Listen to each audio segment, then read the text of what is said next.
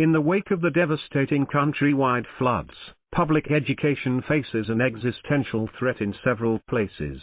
In Sindh alone, initial assessments indicate that almost 16,000 out of a total of 36,646 functional public schools have been badly damaged, either directly by the floodwater or by those who took shelter in them.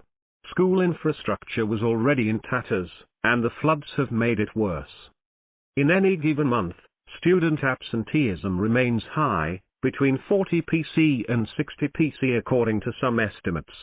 Dropout rates at the primary level are massive. Reportedly, almost 50 PC of children walk out of school before reaching class 5, and the transition from primary to secondary school remains stubbornly low. Of course, it is no secret that the quality of education continues to be of serious concern, with periodic surveys and assessments highlighting low scores in language, English, Urdu and Sindhi, mathematics and general science tests. While the percentage share of education in the provincial outlay increased from 13.4 PC in 2011 to 18.5 PC in 2017, the overall impact on the school environment has been negligible. Meanwhile, the population of out-of-school children is growing. The numbers falling under this category across primary, middle, secondary and higher secondary school in Sindh is estimated at 6.75 million children aged from 5 to 16 years. The number of children dropping out has seen an increase from 1.87 meters in 2007-08 to 2.57 meters. My experience while working on international projects focusing on education in Sindh tells me that these numbers could be inflated, as the government, which wants foreign loans and grants, is not prepared to correct them. Nonetheless, the issue of children dropping out of school remains a serious concern.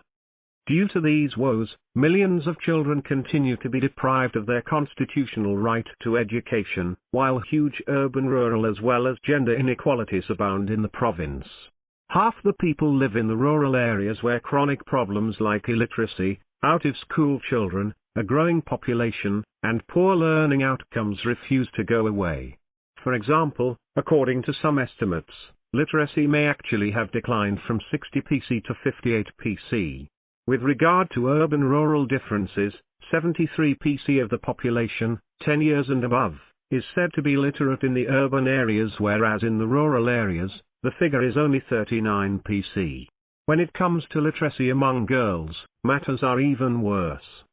Millions are being deprived of their constitutional right.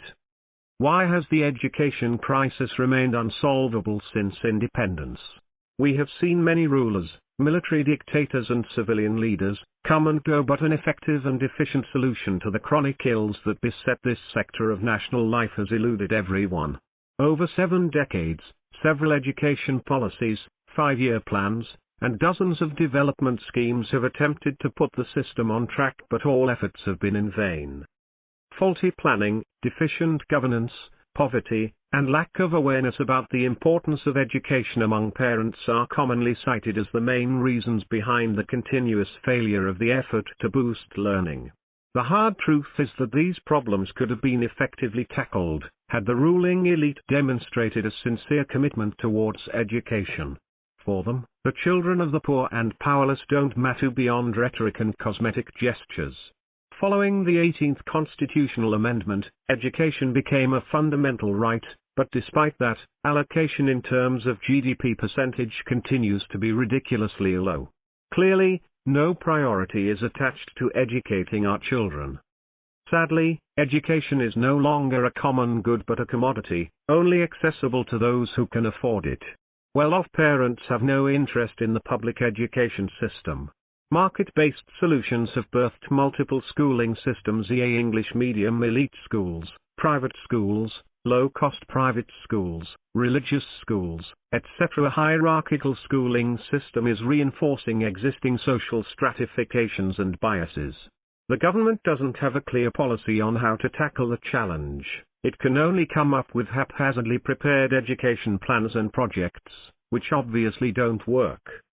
The growing urban and rural and gender inequalities in education cannot be plugged unless the whole paradigm of education planning and implementation is reviewed and radically revised.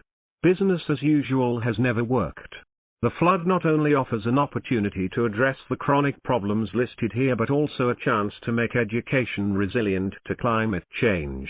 It is up to the policymakers to turn the challenge into an opportunity and find innovative solutions that could pave the way for change in Sindh. The writer is an educationist. Has worked with local and international organizations in Pakistan. 𝐶𝐚𝐯@gmail.com.